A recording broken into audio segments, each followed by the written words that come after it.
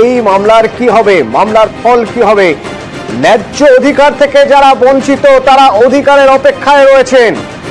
রাজ্য রাজনীতিতে বারবার উঠে এসেছে এই নিয়োগ, সেই নিয়োগের নিষ্পত্তি, সেই মামলার নিষ্পত্তি লোক আদালতে হবে। লোক আদালতে এই মামলার নিষ্পত্তি হওয়া সম্ভব কি? অন্তত উভয় পক্ষ রাজি থাকলে লোক আদালতে এই মামলার নিষ্পত্তির কথা বলা হচ্ছে। 29 জুলাই থেকে 5ই আগস্ট বিশেষ লোক আদালতে মামলা মিটিয়ে নেওয়ার বার্তা ক্যালকাটা হাইকোর্ট লিগাল সার্ভিসেস কমিটির। Calcutta high court legal services committee তারা কি বলছে জানবো। আমার সঙ্গে অর্ণব রয়েছেন প্রতিনিধি হাইকোর্ট চত্বর থেকে সরাসরি। অর্ণব, এই যে দুর্নীতির মামলা, এই মামলার জল সুপ্রিম কোর্ট পর্যন্ত গড়িয়েছে, এই মামলার দিকে তাকিয়ে এত মানুষ লোক আদালতে এই মামলার নিষ্পত্তির কথা বলা হচ্ছে। অর্ণবকে আমার কথা শুনতে পাচ্ছে? সম্ভবত শুনতে পাচ্ছে না অর্ণব আমার কথা। অর্ণবের সঙ্গে কথা বলবো, তবে তার আগে আপনাদের জানিয়ে রাখতে চাইবো যে এই মামলা নিয়ে দীর্ঘদিন ধরে মামলা চলেছে, মামলার শুনানি হয়েছে হাইকোর্টে, সেখান থেকে সুপ্রিম কোর্টে, এবার লোক আদালতে এসএসসি মামলা। অর্ণব রয়েছে আমার সঙ্গে। অর্ণব, আমরা যে কথা বলছিলাম যে এই মামলার গুরুত্ব কতটা গুরুত্বপূর্ণ, কত মানুষ তাকিয়ে রয়েছেন এই মামলার হিয়ারিং এর দিকে, এই মামলা থেকে কি বেরোয় সেদিকে। লোক আদালতে এই মামলার নিষ্পত্তির কথা বলা হচ্ছে, কিভাবে সম্ভব?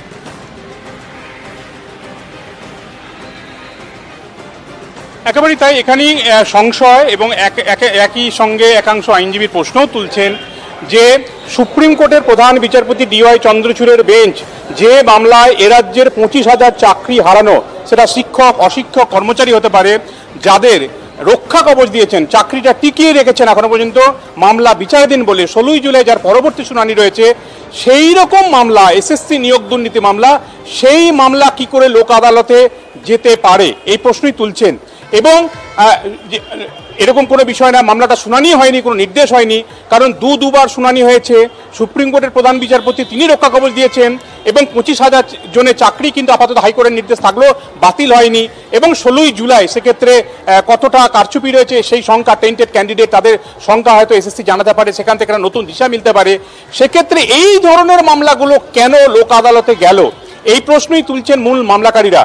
এসএসসির একাধিক মূল মামলাকারী, লক্ষ্মী টুঙ্গার নাম শুনেছি, একই সঙ্গে এর পাশাপাশি যদি বলি ফায়ার অপারেটর অর্থাৎ দমকলে নিয়োগের ক্ষেত্রে দেখেছি এখানেও কিন্তু একাধিক অনিয়ম হয়েছে বলে চাকরি বাতিল করা হয়েছে। যারা এক্সিস্টিং যাদের চাকরি ছিল তারা চাকরি হারিয়েছিলেন, যারা চাকরি হারিয়েছিলেন তারা গেছিলেন সুপ্রিম কোর্টে এসএলপি করতে, একই সঙ্গে যারা চাকরি পেলেন না তারাও গিয়েছেন সুপ্রিম কোর্টে মামলা করতে।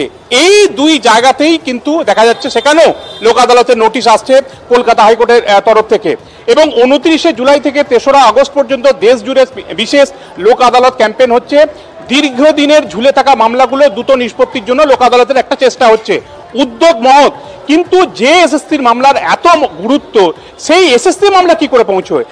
যেখানে নিয়োগে দুর্নীতির প্রশ্ন, ফায়ার অপারেটর দমকলের মামলা সেখানে কি করে পৌঁছয়? প্রাথমিক নিয়োগ দুর্নীতি মামলা যেখানে সুপ্রিম কোর্ট নির্দেশ দিয়েছে। সঙ্গে থাকো, আমরা একবার কথা বলি। আইনজীবী বিকাশ রঞ্জন ভট্টাচার্য আমার সঙ্গে ফোনে রয়েছেন।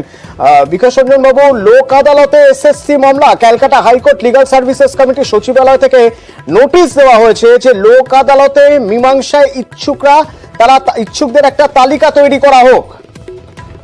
শুনুন, এইগুলো কোনো বিষয় না। সুপ্রিম কোর্ট কোনো মামলার গভীরে গিয়ে বিবেচনা করে না, ওরা সব মামলায় লোক আদালতে পাঠিয়ে দেয়, মিটিয়ে দেওয়া যায়। এর সঙ্গে এসএসসির মামলা যে সুপ্রিম কোর্টে ডিসাইড হবে, লোক আদালত কখনো আইনের ব্যাপারটা বিচার করতে পারে না। এখানে আইনের সমস্যা আছে, তো সুতরাং ওটাও পাঠিয়েছে প্রথাগত ভাবে, আর কিছুই হবে না। বিকাশ রঞ্জন বাবু, কোথাও কি মনে হচ্ছে যে মামলার গুরুত্ব কোথাও কমে যাচ্ছে কি লোক আদালতে পাঠালে? লোক আদালতে পাঠায় সব মামলায় যদি আপসে মিটে যায়, এটা তো আপসে মেটার মামলা নয়। সুপ্রিম কোর্ট সেসব বিচার করে পাঠায়নি, ওরা ওদের যা যেটা থাকে এই সব মামলা পাঠিয়ে দাও, সেভাবে পাঠিয়েছে, আর কিছুই না। ঠিক আছে, ধন্যবাদ। আইনজীবী ফিরদৌস শামীম, মামলাকারীদের আইনজীবী, তার বক্তব্য শুনবেন। সুপ্রিম কোর্ট আগামী 29 জুলাই থেকে 3 আগস্ট পর্যন্ত একটা স্পেশাল লোক আদালত সেটা কন্ডাক্ট করতে যাচ্ছে। যারা স্কুল সার্ভিস কমিশনের মামলা করেছিল তাদেরকে নোটিশ দিয়েছেন এটা হচ্ছে প্রি কনসিলেশন সিটিংয়ের জন্য নোটিশ, অর্থাৎ তারা যদি এগ্রি করেন তাহলেই সেটা লোক আদালতে লিস্টিংয়ের জন্য পাঠান। এই ধরনের মামলা যেখানে হিউজ ইনভলভমেন্ট আছে, করাপশনের, লোক আদালতের অ্যাডজুডিকেশনের বিষয় নেই এবং লোক আদালতের মাধ্যমে এটা নিষ্পত্তি হওয়ারও বিষয় নেই। এই শুধু এই মামলা নয়, school service commission, auxiliary fire operator, অরণ্য মামলাগুলো তারাও নোটিশ পেয়েছেন। যারা এগ্রিড হবেন না তারা সেখানে যাবেন না, প্রাথমিকের ক্ষেত্রে পাঠাবো। প্রতিনিধি অর্ণব আমার সঙ্গে রয়েছে। অর্ণব, আমরা ফিরদৌস শামীমের বক্তব্য শুনলাম, বিকাশ রঞ্জন ভট্টাচার্যের বক্তব্য শুনলাম, যেখানে বিকাশ রঞ্জন ভট্টাচার্য বলছেন যে সব মামলাই একবার লোক আদালতে পাঠিয়ে দেওয়া হয়, যাতে মীমাংসা যদি নিজেদের মধ্যে হয়ে থাকে তাহলে সেটা তার চেয়ে ভালো আর কিছু হয় না। কিন্তু এখান থেকেই আমার তোমার কাছে প্রশ্ন থাকবে যে যেখানে এত হাজার হাজার মানুষ অপেক্ষা করে রয়েছেন যে এই মামলার নিষ্পত্তির জন্য, সত্যি কি তারা মীমাংসা করতে প্রস্তুত থাকবেন বলে মনে হয় তোমার? তুমি তো দীর্ঘদিন ধরে হাইকোর্ট চত্বরে দেখছো যে মামলাকারীরা পর্যন্ত যাদের নোটিশ পাঠানো হয়েছে, মূল মামলাকারী বা মামলাকারীদের, অন্তত নিয়োগ দুর্নীতি মামলার প্রশ্নে এসএসসি প্রাথমিক বা ফায়ার অপারেটর দমকলে নিয়োগ, প্রত্যেকেই রিফিউজ করছেন রিকনসিলিয়েশনে, অর্থাৎ তাদের সম্মতি জানাতে।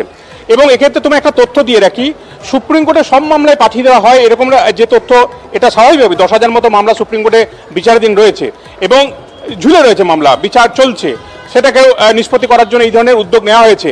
কিন্তু যেরকম ইন্টারেস্টিংলি 2022 সালের নভেম্বর মাসে আমাদের রাজ্যের ডিএ, সরকারি কর্মচারীদের ডিএ মামলা, সে মামলা শুনানি বারবার পিছোচ্ছে, কিন্তু ডিএ মামলার ক্ষেত্রে কিন্তু কোনো এখনো পর্যন্ত লোক আদালতে নোটিশ পাঠানো হয়নি রিকনসিলিয়েশনের জন্য। কাজে ডিএ মামলার জন্য এখনো পর্যন্ত লোক আদালতে পাঠানোর নোটিশ নেই। অথচ নিয়োগ দুর্নীতি মামলা, যার 16 তারিখে এসএসসির ক্ষেত্রে শুনানি রয়েছে প্রধান বিচারপতির বেঞ্চে, এখানেই কিন্তু সংশয় প্রকাশ করছেন অনেকে, তাহলে কি কোথাও একটা সমন্বয়ের অভাব রয়েছে যে কোন মামলা দ্রুত নিষ্পত্তির জন্য সুপ্রিম কোর্ট ভাবছে সেটার ক্যাটাগরিজেশন অর্থাৎ সেগুলো পৃথকীকরণ করা গেল না? এটা নিয়েও কিন্তু আইনজীবীদের একাংশ সরব, একই সঙ্গে মামলাকারীরাও সরব। ধন্যবাদ।